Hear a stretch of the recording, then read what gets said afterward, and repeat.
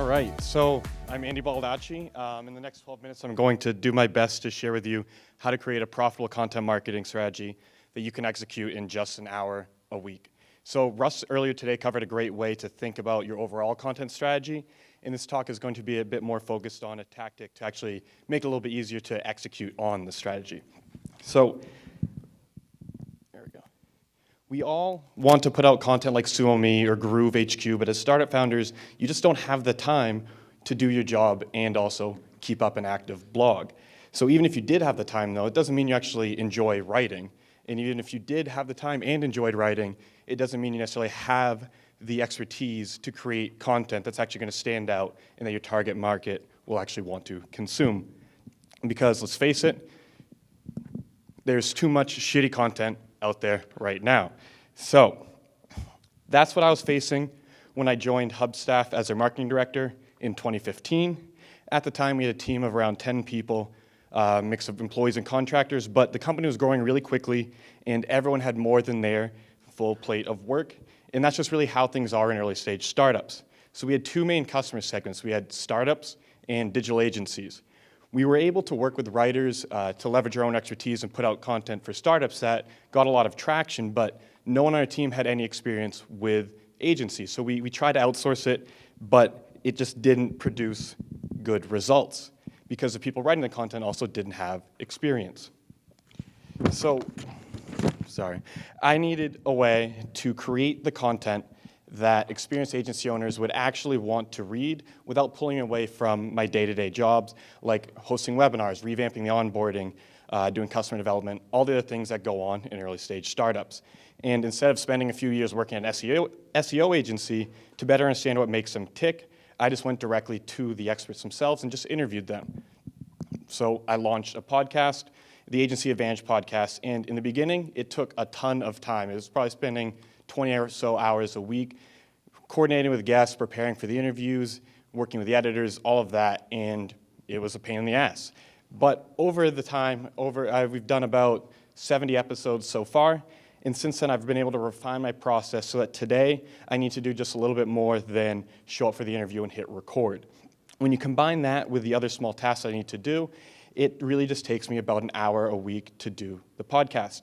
So from that hour, we're also able to easily create multiple forms of content. We have the audio of the interview itself, we have the show notes that are on the blog, and we have a lead magnet from the transcript. And this helped us make a name for ourselves in the agency world, and it gave us a steady stream of valuable content for the blog while still letting me handle everything else I had to do as marketing director. So when I started looking at the transcripts, though, I noticed that every 60-minute interview had about 10,000 words in it.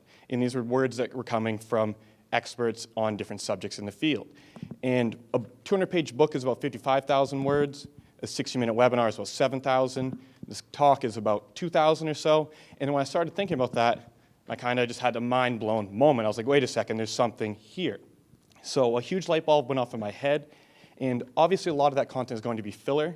But after doing 70 interviews and having almost 1 million words of content, don't you think I'd be able to distill that down into a book, maybe produce a monthly webinar, or put some content out for guest posts? We definitely could do all of that, and you can do the same thing if you follow this process. So what I'm going to do is lay out that process, and if you want to get really anal about this, there are 16 steps divided into 2 parts, which I'm sure everyone is really excited to hear about. But so I'm not going to go into the nitty-gritty. If you do want to get that exact process, head to podcastingforstartups.com. You can get the slides, the templates, resources. It's all free. But what I'm going to do is just focus on a high-level look of what needs to be done to do this yourself. So you may also be wondering, how can you actually do all of this in just an hour a week? And the answer is that you can't, but I'm not just doing a purely clickbait title. The reason that you can get it down to an hour a week is because when you break it down into these steps, you can outsource most of it so that you, the busy founder, the busy early stage employee, is able to do not much else other than the interview itself. So there's also one other thing I want to point out is that you don't actually have to do a podcast. The process itself is based on Tucker Max's Book in a Box service, which interviews busy experts to help them create a book. And it does a really good job of that. all at the low cost of $25,000. And we didn't exactly have that in our budget, and we also had more immediate needs in writing a book. We needed to keep the blog up and running. We needed to put out faster, more digestible forms of content. And so when I dug into the method, though, I realized that it could be easily adapted to use a podcast as a source of those interviews and produce content other than books, like guest posts and webinars. So we'll get into the process itself. The first step is just conducting the interview. This is pretty straightforward, but it's really important to get this step right because everything else afterwards is based on this. So you're not necessarily looking for the guests to just tell their story. Instead, what you want to do is get the guests to share a topic that they're uniquely qualified to talk about and for them to be as thorough as possible. And unfortunately, the guests aren't going to always do that on their own. So it's the host's job to ask the right questions, to follow up and ask them, why is that important? What makes that so hard?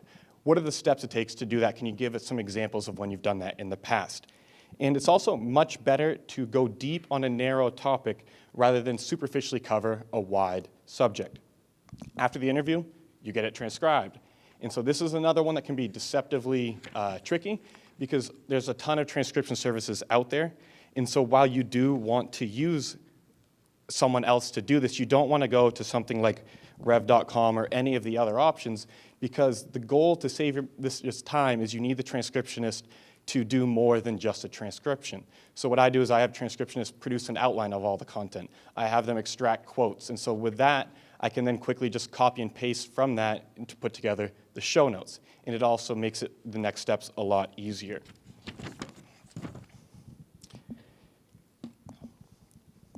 Oh, and sorry, yeah, so you can also get the template that I use at the site. But anyways, for the actual content, once you've done the interview, once you've gotten the transcript, it's time to create the outline. And when you've done it this way, it is really easy to do this. This is something you shouldn't outsource, so you should do it yourself as the founder. But honestly, you're just going to identify the arguments that support the main topic, use the outline that the transcription is provided, and then organize that into the outline, record a quick screencast talking through the process to give a little bit more content, hand it off to the writer. Then the writer is just going to do the first draft, and because you've used the words of an expert and you've organized it in a logical way, it isn't that hard to find a high-quality writer that can do a good job. So you hand it over to them, let them run with it. But once you have done that, you then need to make sure that they didn't lose the meaning. So then once you get the first draft, you're going to review and revise it, and you're going to get something back that's decent. But what you want to do is there's 4 things you want to do to make sure you get this. First, just make sure the guest's message is intact. Then look for any gaps in their argument. Share feedback with the writer, and just have them create the final draft. This part actually is pretty straightforward. Afterwards, though, it's giving it to an editor to get the final pass. This is just doing some final polishing, make sure it's up to your standards. That being said, it's important that you actually have standards. So if you haven't already, create a style guide for your blog. Buffer has a really good example of theirs, but just create something so you can be consistent. Once you've gotten it back and you're happy with it, it's time to publish and promote it. I obviously can't cover content marketing promotion in this slide, so check out stuff from Sujan Patel, Neil Patel, and Andy Crestodina. They do a great job of covering this, but creating the content really is just the beginning. However, if you've been interviewing all these experts, you have a really powerful network of influencers that can help make the promotion a lot easier. So throughout all of this, you're building strong relationships with influencers in your market and potential customers, all while providing them with real value. Everyone says that founders need to get out of the building more and talk to people in their market.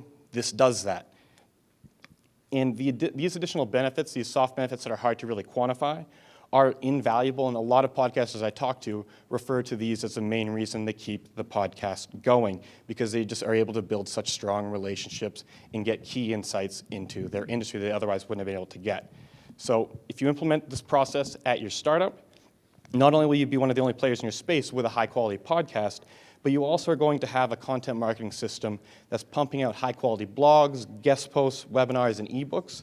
And your bigger and better funded competitors aren't going to be able to compete with this, and it all will come from the small investment of a weekly interview.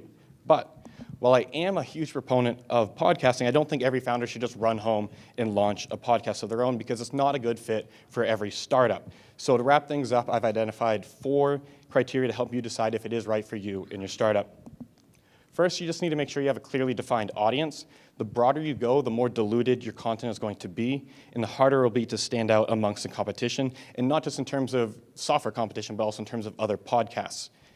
You also need to have a business model that can support it. So in B2B SaaS, this is relatively easy because you should have a decently high ARPU, or average revenue per user.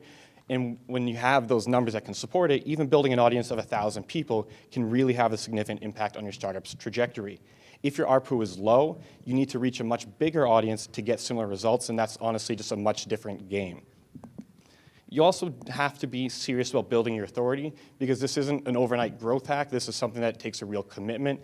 Even if you get the pieces in place and it doesn't take much of your time, you do have to be in it for the long run. You also just need to be able to afford the investment. If you outsource everything according to the steps that I've laid out, you can probably do a weekly podcast for around $1,000 to $2,000 a month. And that doesn't include creating the bigger forms of content, but that'll get you the base weekly podcast out there. And if that's something that your startup can't spare, then instead of trying to just do everything yourself, it's going to take way too much time. Just focus on hustling sales until you get to the point where you can support it. So I did my best to get everything, to get some actionable advice into this pitch without completely boring you. I don't know if I succeeded at that, but I definitely had to gloss over a lot. So one last time, podcasting for startups. If you want the full process, so you can apply this in your own startup, but I'm going to be here until Wednesday, so feel free to pull me aside and ask questions. I love to talk about this stuff, so don't hesitate to ask. And if you have any questions at all, you can shoot me an email at andy@andybaldacci.com. So thank you. Thank you, Andy.